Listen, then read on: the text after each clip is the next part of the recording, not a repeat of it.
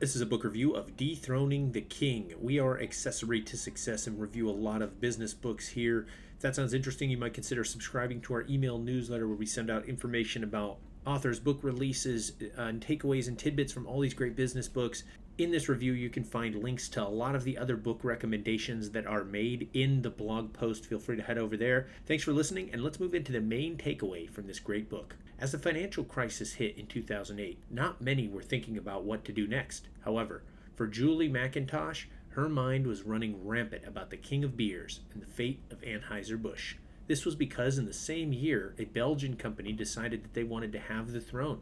This is when InBev presented a bold attempt to make the famous beer company their own. In the book Dethroning the King, the hostile takeover of Anheuser Busch, an American icon, you will see exactly how Julie MacIntosh paints the picture of when InBev buys Anheuser Busch as a hostile takeover for a foreign company. When you think about it, it is amazing how a giant brewer such as Anheuser Busch could be taken control of while owning more than half of the market for beer in the US, especially when it continued to have a respectable reputation above all of its competitors, to only stumble and fall into a mind-boggling predicament.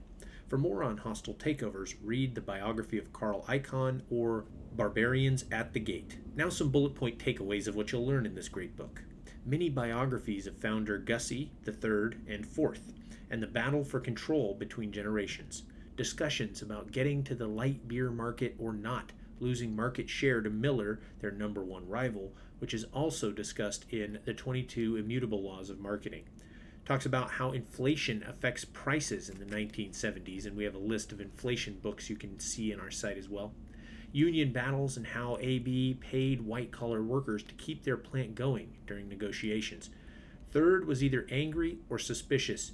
He was legendarily demanding of his ad agency Darcy, which ended up getting fired after 79 years because they bought a small amount of media for Miller once. Third, didn't trust them anymore.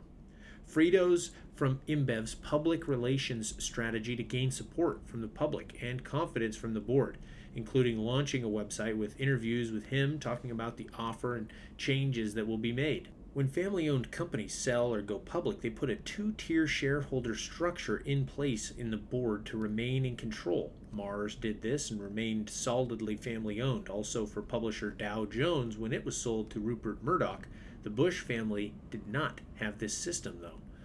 Learn terms like standstill provision, non-disparagement covenant, stalking horse, and many others. Now on to the main summary.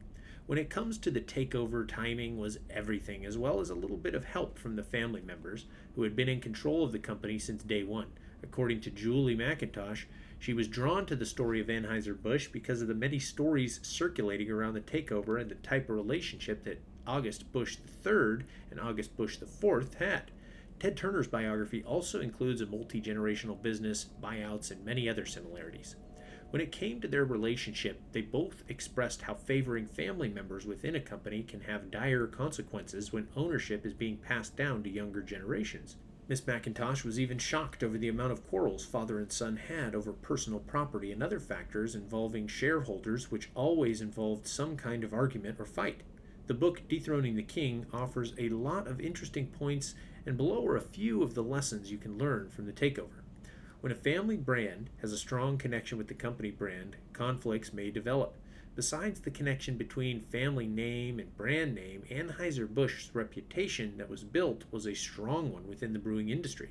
Because of their family members being in charge, this allowed them to instill a patriarch to lead the company and the industry as a whole. A lot of respect and fear was brought on by August, but he is human, and it was even more difficult for others to completely follow in his footsteps, to keep the high standard he had in place.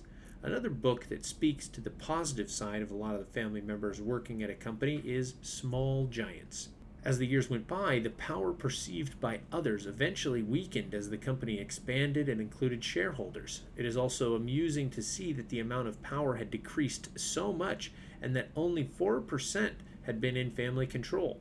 With this low percentage, this is not much control when you think about it. However, because of the huge amount of influence they had, the perception from the public likely made them feel like they had more control than they did. For more on protecting ownership when dealing with fundraising, read Venture Deals. The family had spent recklessly, which may have led to managing the company poorly. A lot of the times, a company may end up spending more than they should in order to keep up an image of the company still doing great. This will easily make others show more respect and have the public think that all is well with the company. Flashy spending was something that Good to Great discussed as well. Regardless, the amount of costs that were unnecessary increased and caused an increase in liabilities became even harder to manage financially as time went on. When it comes to the shareholders, they usually frown upon this because the company is not seen as making the best for shareholders. So when a takeover bid comes forward that looks attractive, you can bet that the offer may be considered, if not agreed upon. Plus, it is difficult to eliminate bad habits as soon as they become the norm. Another enormous takeover happened of Zappos by Amazon, and there are more on that in the book Delivering Happiness. When the business came into existence over a century ago, there was no clear plan for succession. This can spell trouble for any business, whether it is family owned or not. Despite that, it was nice to see that the son was a successor and was primed before he was even ready. This also proved that a certain amount of credibility had to be built regardless of being bloodline. It was not enough to just have the same name. In fact, there is a difference between success and sustainability. When a mistake is made during a takeover, the consequences could be costly. This is especially true when the takeover is considered hostile. It is important to have due diligence and be thorough in everything. It is also important to judge the value of those making the acquisition so that ownership can be secured. This proved to be an important part of the book, as you can see a reaction in the book that is common after a bid is made, which is only seeing what you wish to be seeing. To read more about what makes a great business, try the book Traction. When you are a big company like Anheuser Busch, there was a feeling as if they were too big to allow anything to happen. This means they allowed themselves to feel self-satisfied as they grew exponentially, while its senses got dry through the amount of shares involved. This made them think that they were not vulnerable to any market changes due to it being publicly traded, as the money will always be followed by the shareholders. From a financial institute's point of view, they will not care who you are when they work with you, as long as they get their money. They will always be in happy spirits to give you what you want. They may not seem too obvious, but the obvious part is that the bank is in business to make money and nothing else. This is supported in a big way in the book Why Startups Fail. Apart from having innovation stifled and groups being encouraged, having an authoritarian presence will never be able to sustain a business and never benefit it for future success. When a company is more hierarchical, they will always remain one step ahead of you. This will be due to fresh amounts of new ideas that come about.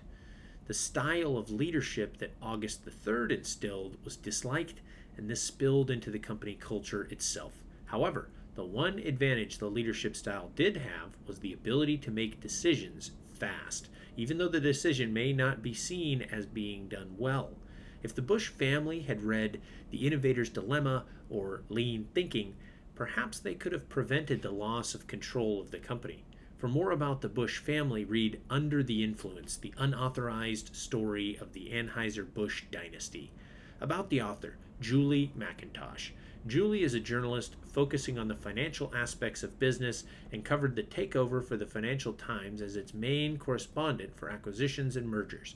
Besides this takeover, Julie also reported on the global banking system and how it nearly collapsed. Before she made the Financial Times her career, she was a reporter and a Reuters correspondent for 6 years. She became a member of the top 30 business journalists under 30 club through news bios. From an educational standpoint, Julie earned a bachelor's degree in journalism from Northwestern University. She then went on to earn her master's degree in journalism and master's in business administration from Columbia University. Julie makes an appearance on MSNBC and CNBC on a regular basis.